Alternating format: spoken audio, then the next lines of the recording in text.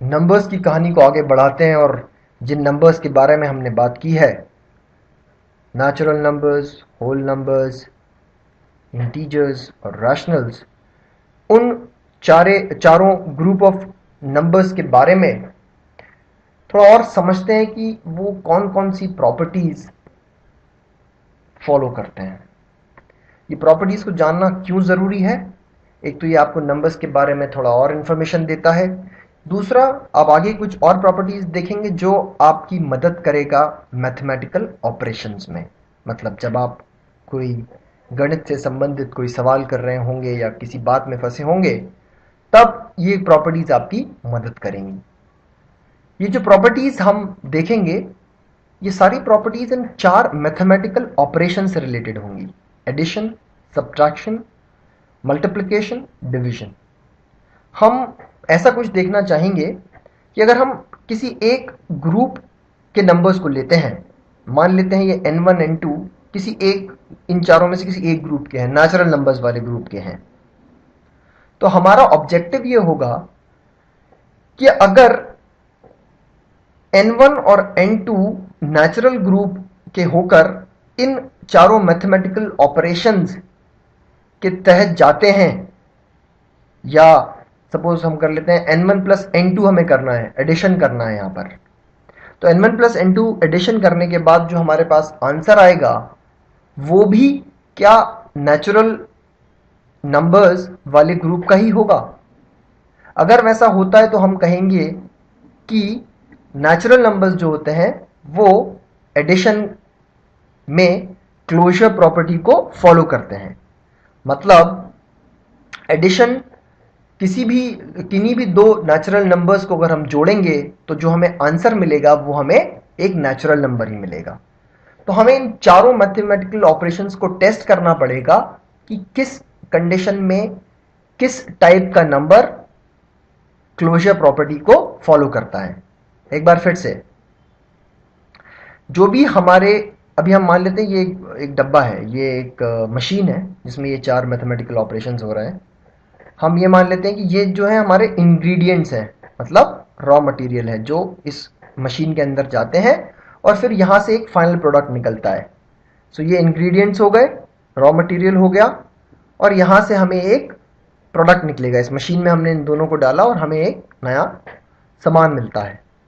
तो n1 अंदर जाएगा, n2 भी अंदर जाएगा इसके, और मान लेते हैं हमें n3 मिला है।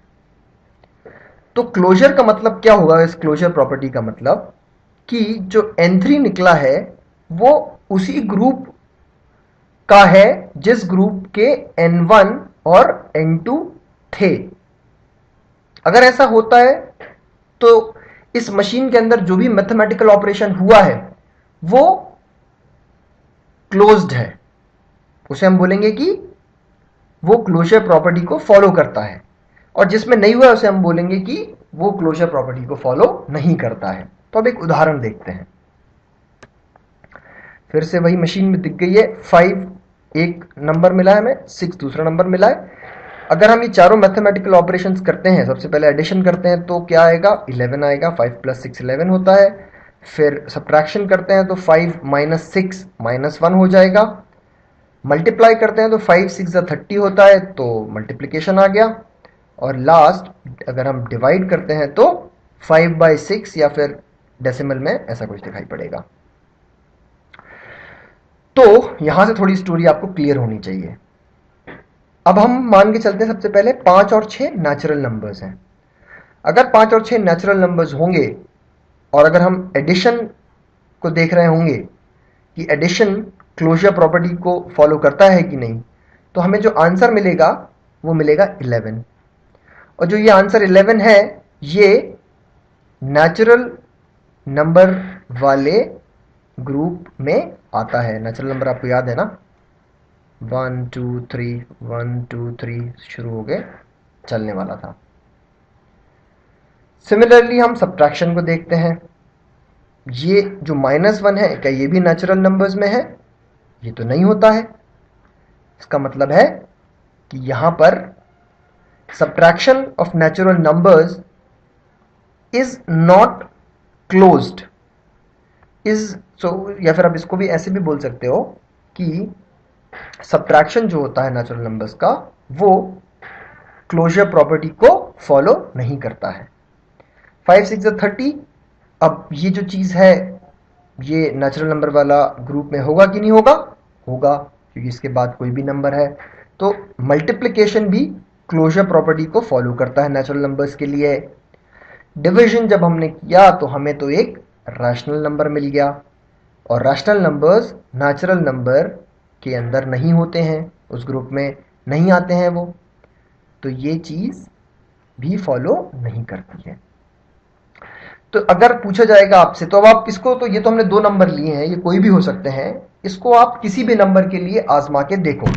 मान लो आप 10 और 5 ले लेते हैं इसको भी, तब आंसर क्या क्या आएगा? प्लस में आएगा 15, माइनस में आएगा 5,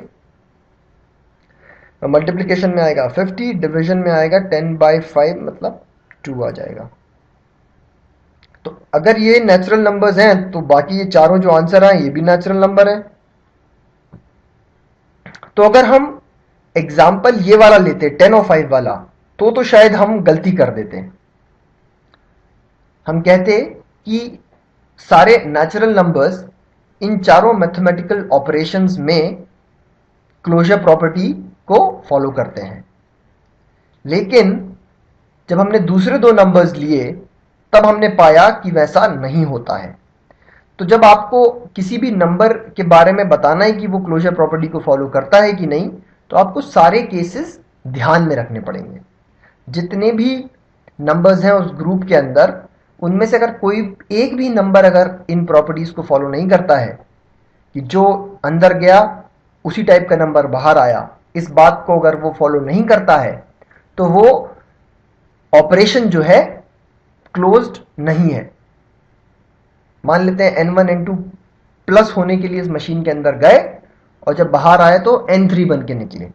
अब जब आप n3 बन के निकले हो, अगर आप n1 n2 वाले ग्रुप के ही हो, सारे नेचुरल नंबर जितने भी हैं उनके लिए, तो ठीक है। तो हम कह सकते हैं कि n1 n2 जो है, सॉरी, नेचुरल नंबर्स जो हैं वो एडिशन में क्लोजर प्रॉपर्टी को फॉलो करते हैं।